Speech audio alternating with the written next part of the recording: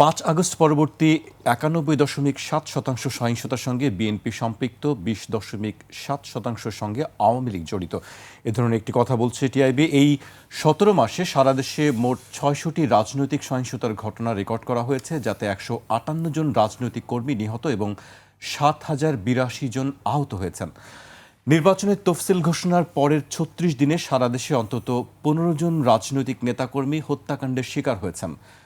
সরকার mob সহিংসতা নিয়ন্ত্রণে আনতে না পারলে ১২ই ফেব্রুয়ারি নির্বাচনে এর প্রভাব পড়বে বলে আশঙ্কা টিআইবির। আমি হুমায়রার কাছে জানতে চাই, আসলে এ ধরনের আশঙ্কা প্রকাশ করছে, আপনি কতটা যুক্তিযুক্ত মনে করেন বা কতটা মূলক মনে করেন যে আসলে? ধন্যবাদ আপনাকে। আজকে আমাদের যারা দেখছেন এবং আমার অত্যন্ত প্রিয় সহ-আলোচক শরীফ ভাই, সবাইকে সালাম এবং শুভেচ্ছা জানিয়ে শুরু করছি। এই যে টিআইবি যে রিপোর্টটা প্রকাশ করেছে, এইটা একদমই সময়োপযোগী এবং খুবই গুরুত্বপূর্ণ একটা রিপোর্ট প্রকাশ করেছে। যেই কথাটা ধরেন টিআইবির মতো একটা প্রতিষ্ঠান প্রকাশ করেছে বলে আজকে আমরা এটা নিয়ে একটা রেফারেন্স হিসেবে কথা বলতে পারছি। তার আগ পর্যন্ত সারা বছর দুঃখের কথা, দেখেন এগুলো নিয়ে গত ১.৫ বছর কথা বলছি।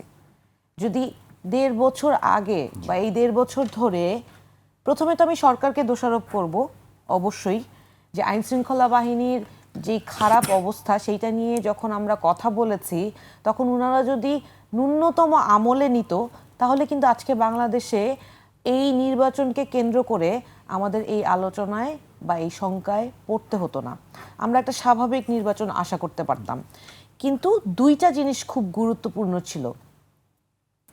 এটা বললেই সবাই ভাববে যে নির্বাচন কমিশন আর পুলিশ প্রশাসন সংস্কারের কথা বলছি। সংস্কারের কথাটা আর বলবোই না এখন, মানে আর এই নির্বাচনের আগে ভাবছি আর বলবোই না, দুঃখ লাগে। না, বলবেন, অবশ্যই বলবেন, আমরা চাই যে আপনারা বলবেন। কিন্তু দুঃখ লাগে, কারণ হচ্ছে বললে তো সেই কথাগুলো হাওয়ায় মিলিয়ে যায়। এখন দুইটা জিনিস জরুরি ছিল, যেটা হচ্ছে আইন শৃঙ্খলা পরিস্থিতির নিয়ন্ত্রণ করা এবং এই যে অস্ত্রগুলো লুট হয়েছে সেই অস্ত্রগুলো পুনরুদ্ধার করার জন্য জরুরি ভিত্তিতে ব্যবস্থা নেয়। কারণ আমরা কিন্তু দেখছি যে বাংলাদেশের বিভিন্ন জায়গায় বিভিন্ন দলের, আমার দল ছাড়া, মানে জাতীয় নাগরিক পার্টি ছাড়া অন্য দুইটাই বড় দল, যেই দুই দলকেই আলোচনার মধ্যে আমরা এখন দেখছি, তাদের কাছে অস্ত্র উদ্ধার করা যাচ্ছে। বিভিন্ন জায়গায় কিন্তু এই খবর আসছে, তাই না? এইটা কিন্তু খুবই অ্যালার্মিং। কোনোটা ধরা পড়ছে, কোনোটা হয়তো পুলিশ ভয়ে ধরছেও না, কে ক্ষমতায় আসবে, কি হবে। ধরেন আজকে একটা জিনিস আমার কাছে অবাক লেগেছে, যে ঢাকায় গুলশানের একজন নির্বাচনী প্রার্থী, উনি ক্যান্টনমেন্টে প্রবেশ করতে চাচ্ছিলেন, ওনার সাথে ওনার গানম্যান ছিল। নির্বাচন কমিশন তো কিছু কিছু প্রার্থীকে গানম্যান দিয়েছে, তো ওই গানম্যান নিয়ে গানসহ ক্যান্টনমেন্টে প্রবেশ করা যাবে না, এটাই হচ্ছে নিয়ম, এবং উনি সেই নিয়মটা মানতে রাজি ছিলেন না বলে উনি কিছু উত্তপ্ত বাক্য বিনিময় করেছেন অভিযোগ আকারে। জামায়াত প্রার্থী খালিদুজ্জামানের কথা বলছেন আপনি? জি, ডাক্তার খালেকুজ্জামান মুসা। তো উনি ওনার যে ইস্যুটা, সেইটা আপনি আমাকে প্রশ্ন করতে পারেন যে আমি উনার এই যে ধরেন দাবিটা এইভাবে গানম্যান নিয়ে ক্যান্টনমেন্টে প্রবেশ করতে পারবে কিনা, সেটার জন্য প্রায়র অ্যাপ্রুভাল লাগবে কিনা, সেটা আমি সমর্থন করি কিনা, আমি সেটা সমর্থন করছি না। ওনার অ্যাপ্রুভাল নিয়ে গানম্যান নিয়ে ওখানে ঢুকতে হবে, that's the process, he should comply with that.